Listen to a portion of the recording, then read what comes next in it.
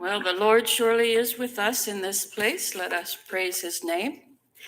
I'm Marie Willoughby. Our pianist today is Jane Frieden, and thank you.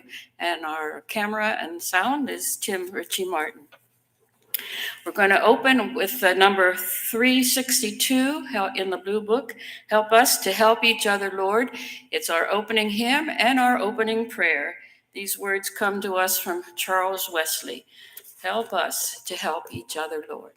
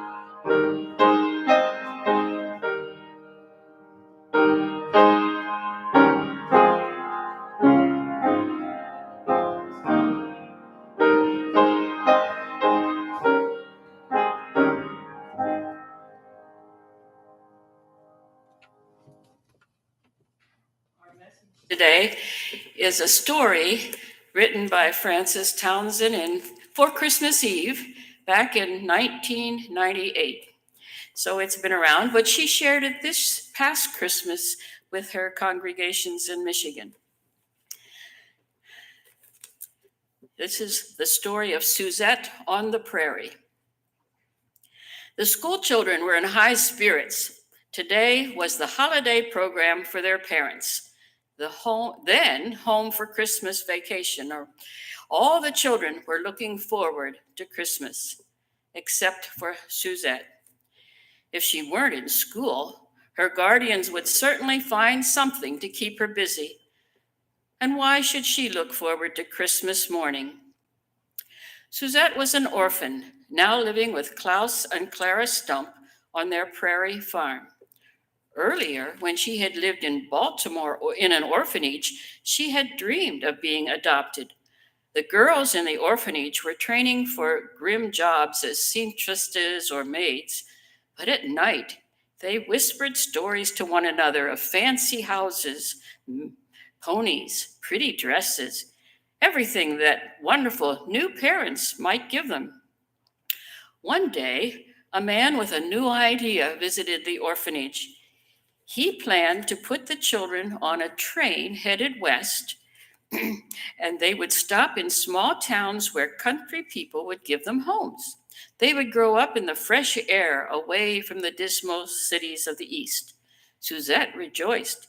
Wonderful new parents and house and pony were waiting. At each railway stop, the children paraded in the town square for the local citizens to consider. Sometimes the cute young ones were chosen, but the biggest, strongest boys were always in demand. Those could be put to a good day's work on the farm.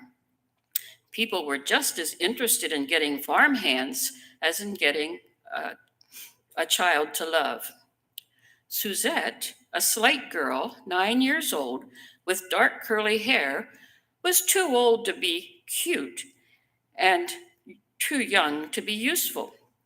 So she rode on west through state after state. But her journey ended when Klaus and Clara picked her out and signed the papers, promising to send her to school and to church. One boy, Clarence, was taken just before Klaus and Clara arrived. He had a melancholy look about him which had kept him from being chosen at some earlier stop. When Suzette was taken, she had the distinct impression that Klaus and Clara would have preferred Clarence.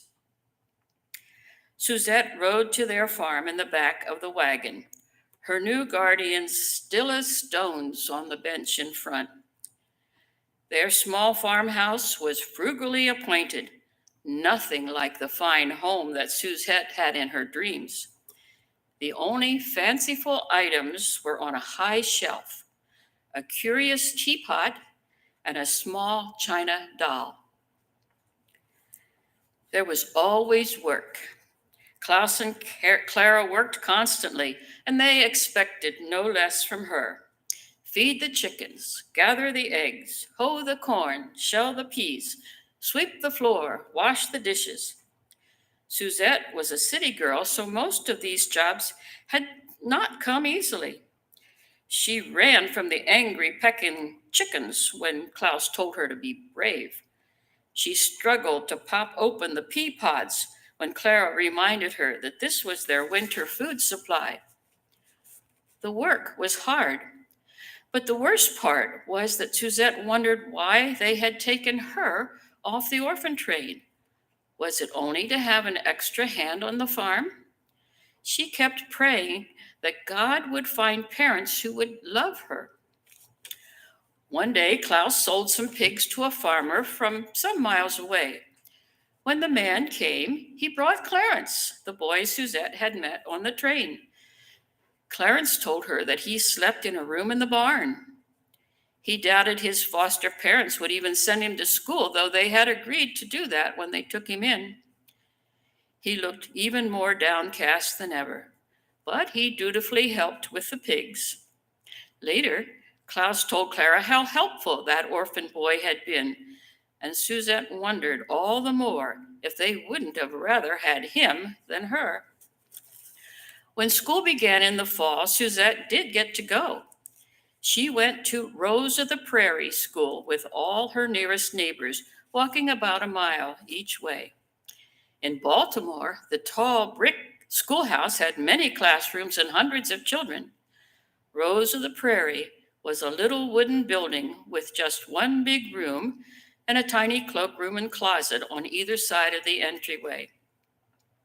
Although Suzette was a stranger, the other children were friendly, and then they were drawn to her bouncy, outgoing personality and listened amazed to her tales of the city. On school days, Suzette did her chicken chores and carried in the firewood before even eating breakfast and walking to school. Evening, she still had other chores, and when it grew dark, the little house was silent as Klaus read and Clara did darning or knitting. They never seemed to talk much. Suzette looked at her school books and tried to amuse herself. At school now, the Christmas program was just about to begin. Suzette knew it was a big event because they had used a lot of school time practicing. At noon, the big boys helped the teacher rearrange the desks and chairs to make space. Soon parents would arrive, and the little room would be packed with happy people. Afterwards, the children who normally walked would have festive sleigh rides home. Suzette usually felt like part of the crowd, but today she felt left out as she thought of families celebrating while she trudged alone back to the farm. Suzette had a fine singing voice. She never sang at church because Klaus and Clara didn't. They held the little brown hymnal and looked at the words, but did not sing. At school, everybody sang, so the teacher noticed Suzette's voice and gave her a solo in the program. She practiced at home, but only outdoors. Maybe Klaus and Clara didn't like music. She didn't know and didn't ask. It was time to start the show. Reluctant stars and snowflakes danced across the makeshift stage as the program began. First came recitations about snowy days and frosty window panes. Then the Christmas story with Mary and Joseph. Suzette sang Silent Night, everyone in the room holding their breath to listen to the clear young voice. Finally, the teacher thanked the children and wished them all a Merry Christmas. Parents and offspring rejoiced together in the fine performances, while Suzette looked down at her feet and led her to the cloakroom to get her wraps and start for home. But as she pulled her coat off its hook, she heard Clara's voice. What a surprise! Klaus and Clara had come to the program after all. With the crush of people and her tummy full of butterflies, she had not noticed. Now Clara was talking to the teacher. Yes, Klaus and I are so proud of her. We didn't know she could sing so beautifully. We are glad to have such a daughter. Such a daughter? What beautiful words! Up until that moment, Suzette had not known that they would care enough to come to the school program. Up until that moment, she had not known that there was anything that she could do that they would be proud of. Up until that moment, Suzette did not think Klaus and Clara considered her to be their daughter. Still, she must not get her hopes up. Maybe Clara only wanted to say something nice to the teacher. Suzette rode home, hoping that what she heard was true, and fearing that maybe her hopes were set too high. The next day was Christmas Eve. In Baltimore, December 24th, things were getting quite merry. Even the orphans' home was decorated. But Klaus and Clara's house was bare as always. And there were chores as always, chickens to feed, dishes to wash. Clara worked on the baking, and Suzette helped. They put nuts and raisins in the bread, but that was about all that made the day different until the evening. And in the evening, the bone-chilling night, they took the sleigh to church. During the candlelit service, Suzette thought about the Christ child coming into the world in a stable. She thought about Mary and Joseph taking God's baby to raise up as their own. She considered the boy Jesus helping Joseph in the carpenter shop. If Joseph had been a farmer, Jesus would have fed chickens and hoed corn. Even the Son of God didn't have a fancy house to live in or a pony. But at least he knew that Mary and Joseph loved him. After church, Klaus, Clara, and Suzette rode home in silence under a cold, starry sky. On Christmas morning, Suzette woke and dressed to go feed the chickens as usual. But when she came downstairs, she was surprised to find a simple Christmas tree with two gifts under it. She thought one for Klaus and one for Clara, and went out to feed the chickens with their water and feed. When she came back inside, Klaus and Clara were waiting. She had never seen them so excited. Actually, she had never seen them excited at all. But today was Christmas. They looked at her and said, "Don't you want to open your presents?" For her, Suzette undid the smaller one. Inside was a china-headed doll. Upon the high shelf, the teapot now stood alone. The second package was squarish and hard. Under the wrappings lay a simple cradle for the china doll. "Are they for me?" she asked. "I didn't know I would get Christmas presents." Klaus and Clara were surprised. "Why not?" "Because," Suzette said, and she poured out all the fears she'd been concealing since summer. "Because I didn't know if you wanted me to be like a real daughter." Klaus said simply, "We thought you knew." Clara said, "We expected children, but they never came. When we heard the orphan train was stopping here, we were so happy. A child at last." Klaus said, "A girl for Clara." That was what we wanted, with straight blonde hair and a round face who would look like us. But we saw you, Suzette, with curls in your hair, so different from us and so wonderful. Then Clara continued, we'd felt lucky, but a Klaus and a Clara? Would a Suzette want to live with us and work hard on the farm and live on the prairie so far from town? A child who can sing beautifully with two old people who have no voices for singing? Klaus said, we were very happy to hear you at school.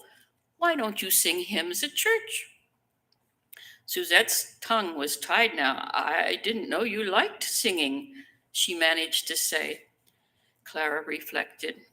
Suzette, this doll was given to me by my mother many years ago. I have been saving her to give to my own daughter someday. I am so happy to have a girl to give her to this Christmas. And Klaus added, the cradle I made so that you could have a place to keep the doll. I am so happy to have a daughter to make such a toy for, finally. Suzette was overwhelmed. She was a much wanted daughter. Jesus had heard her prayers. Even if she never got a fancy house or a pretty dress, even if she did have to hoe corn and shell peas, she was loved, and that was all that mattered.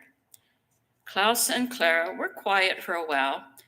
Then Clara spoke. We thought you knew. Maybe we should say these things out loud more often. Suzette smiled. She had her family. She was home at last. Let us pray. Help us to help each other, Lord, each other's load to bear, that all may live in true accord, our joys and pains to share. Help us to build each other up. Your strength within us prove.